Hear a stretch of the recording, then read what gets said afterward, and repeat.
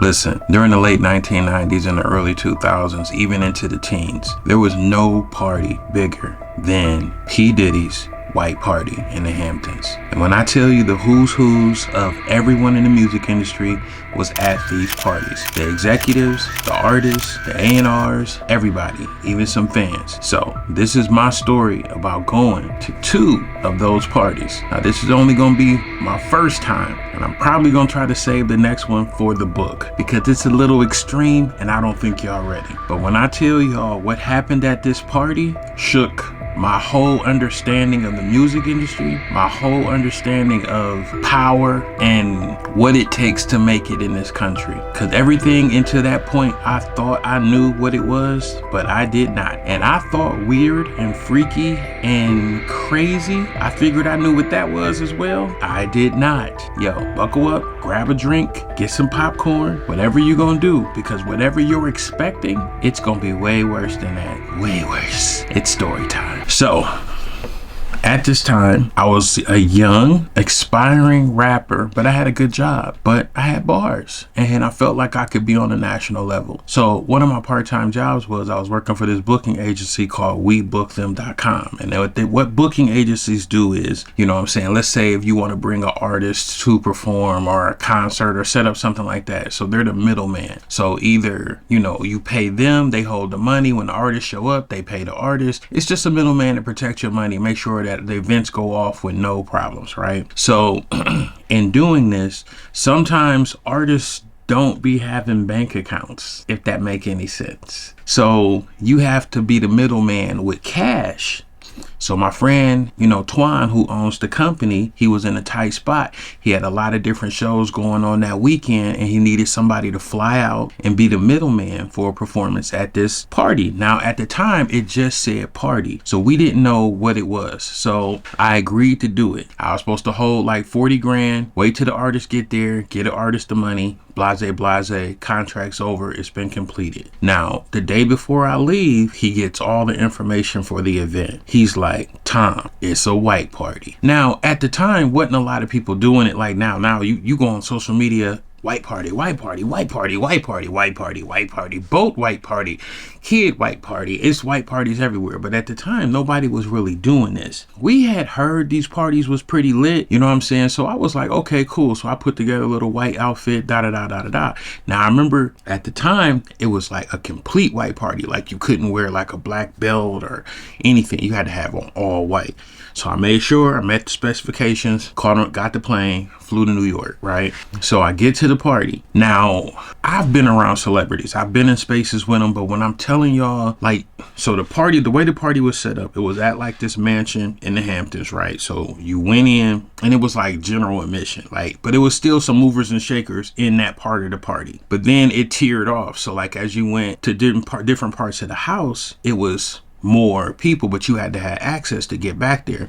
Now, listen, one rule of going to any party that's going to be tiered off with access, depending on who you are and who you know, you're going to need a pretty girl. Better yet, get you 2 pretty girls. So I already had arranged for 2 girls to meet me there, and I knew they had access to a lot of different things, right? They meet me at the front. You know, they walk in with me because I got a pass +3. And I'm just supposed to be meeting the artist, giving the artist the money. The artist is supposed to perform at this event. I didn't expect to meet anybody. I expected to like have like general access to this event, have a good time, get paid at the end of the day, get on a plane in the morning, go back home. I had to be to work Monday. I had a good job, right? So soon as I walk in with the 2 girls, you know what I'm saying? I'm looking for my contact. And so I'm looking. I bump into, look, for all intents and purposes, I'm going to change some names because I ain't trying to get sued. I'm not trying to get Tasha K by Cardi B on this platform. So I'm going to change some names so they may sound similar, but y'all going to know who I'm talking about. All right. Allegedly know who I'm talking about. Okay. All right. So I see the kid, well, the grown man who resembles Webster. Let's call him Bobby. Okay, I see Bobby. I see him. I've met him before. So I sort of like had a little rapport. So I saw him, hey, you know what I'm saying, da da da da da da. And he's like, oh, you in here? Oh, we about to have some fun tonight, da da da da da. Now I have some past things that has happened at parties that has happened that I'm known for, but I'm not that person anymore. Not at all. Not at all. I'm a refined person at this point in my life. So I see him. He sees the two girls, and they like, oh, they, you know, so he takes me to the second tier. Still looking for my contact. I didn't see him in the first tier. So he takes me to the second tier of the party. As soon as we walk into the second tier of the party, I see, you know, let's just call her Auntie. Okay, she resembled Mamifa Franklin, if that makes any sense. Mamifa Franklin from Bridgeport. So I love her. You know what I'm saying? I love everything about her. My mom grew up on her records, everything. You know what I'm saying? So he walks over to her, gives her a hug. She gives me a hug, and she's like, ooh, I like you big, thick, and chocolate. Ooh, she rubbing on the back of my neck, and she rubbing my chest, and she's like, ooh, go over here and give me a drink. Get us a drink, and come on back over here, right? So I go over there and get her a drink, get myself a drink. I mean, it's, you know, it's Auntie. I'm like, okay, you know what I'm saying? So I'm excited at this point. So I come back over with the drink. I tell the two girls, I'm like, hey, see if y'all can find so-and-so so I can drop this money off. You know what I'm saying? Because at this point, I'm trying to kick it. I already done hooked up with Bobby and Auntie. I'm like, when? I told the one girl, she goes and looks. She comes back like 8 minutes later. She's like, oh, he over in the, it's like the atrium or whatever. He's over in the atrium. So I go over to the atrium. I see him. I'm like, all right, here's the money, da da da da da. He's arguing with this other dude. Like, so now the other dude, y'all know him, but y'all may not know him. He a real mover and shaker. I'm just gonna say he got stabbed by somebody else that was very popular back in the 90s. And he is okay, but you know, whatever. So they're arguing about something, and so I'm like, hey, you know, let me, you know, interject real quick. So they arguing, and so they look at me and be like, all right, you settle it. All right, what day was Caesar killed on? Now, many of y'all don't know this. I have a brain full of useless facts. Like, I could be on Jeopardy. Like, I know so much stuff about stuff that don't even matter. It's crazy. So I was like, yeah, the Ides of March. And it was like, I told you it was the Ides of March. I told you. And I'm thinking they was arguing about money, an artist, power, something like that. No, they was arguing about historical facts. And I'm like, what? So he like, oh, you a smart nigga right there. This nigga right here is smart. Y'all don't understand. This nigga like this. And I'm like, okay, hey, let me give you this money and I can go back over with Auntie and Bobby because I'm here to have fun now. This work part is over. So I get him the money, and you know what I'm saying? So I go back over to Auntie.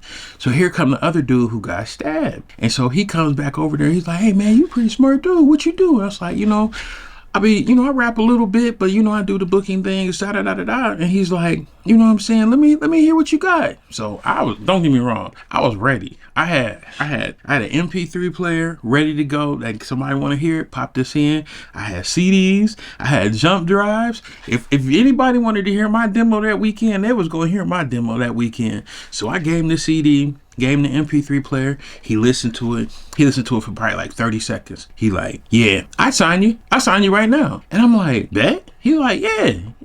I'm like, you ain't gonna listen to the whole song? He was like, look, Youngblood, the music industry ain't about talent. It's about a little bit of talent, but who you know, what they're willing to invest in you, and power. And so Auntie heard him say that. And she was like, that's all it is, baby. Ain't none of these people in here talented. Now, when I came up, you had to be talented. You had to have skill, you had to have know-how, and you had to have access. And so she's still rubbing my back, by the way. You know what I'm saying? She's rubbing my back as she's telling me all this. And so he's like, yeah, we could do the deal tonight if you want. And I'm like, okay. He was like, come on back here. Come on. And so we about to go back to the, you know, where the host of the party was.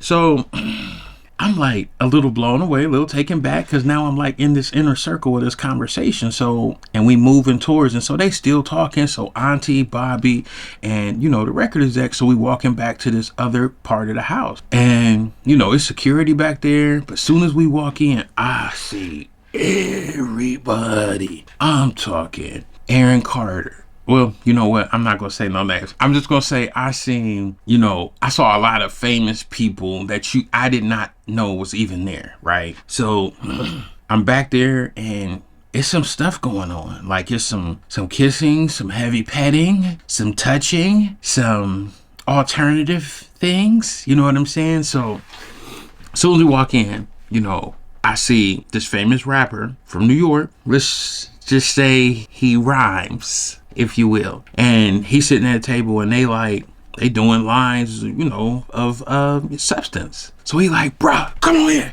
go ahead, bang this right quick, son. Yo, bang this. You know what I'm saying? And I'm like, yeah, I don't really party like that. And so everybody turned around and looked. And I was like, yeah. So they sort of like, you know what I'm saying? I was like, you know what I'm saying? And I told a joke or something real quick and then everybody started to laugh. But it was sort of like one of them initiation looks. Like, if you back here, you gotta know. You know what I'm saying? Because I'm telling you, what I learned that day, I'm gonna get into it. But let's go. So we back there, we drinking, we having a good time. Now it's super hot, so I started to get a freaking headache. And so Auntie was like, you got a headache? I was like, I got something for that. And so she handed me this little envelope, and it had, my grandmother used it. It was called like, I think Bacta or something like that. Whatever that stuff is, like aspirin, but it's like the powdered version or whatever. So I, took some of that, and then I drank me something, get that headache out the way. So about 10 minutes later, I start feeling real funny. And I was like, ooh, that stuff still ain't kicking in. And so Bobby was like, yeah, that wasn't aspirin, bruh. That wasn't aspirin. And I'm like, Bobby, what you mean? They're like, yeah, that was cocaine, bruh. You just, yeah. I've never seen nobody eat it, but yeah, it's a new adventure for you. And I'm like, now I'm a drug user, and it's getting interesting because I got a real weak stomach, right? I mean weak, like my constitution ain't nothing, right? So probably like 3 minutes after that, my stomach just start bubbling, blue, blue, blue, blue, blue, blue, blue, blue, blue, blue, blue, blue, blue, blue, blue, and I'm like, oh man, I got to take a shit in this bathroom. I have to take a shit in this mansion. So I'm looking for the bathroom. He's like, it's like, there's bathroom everywhere. It's like 36 bathrooms in here. So I go in the bathroom and I'm in the stall. And it's like, honestly, it's like a bathroom you would find like at a rec center. Cause it's like stalls. And I mean, the house is freaking huge. It's probably the house alone is probably like 30,000 square feet or whatnot, right? So I'm in the bathroom and I'm in the stall and I'm just like, whoosh, whoosh. I mean, it's all coming out.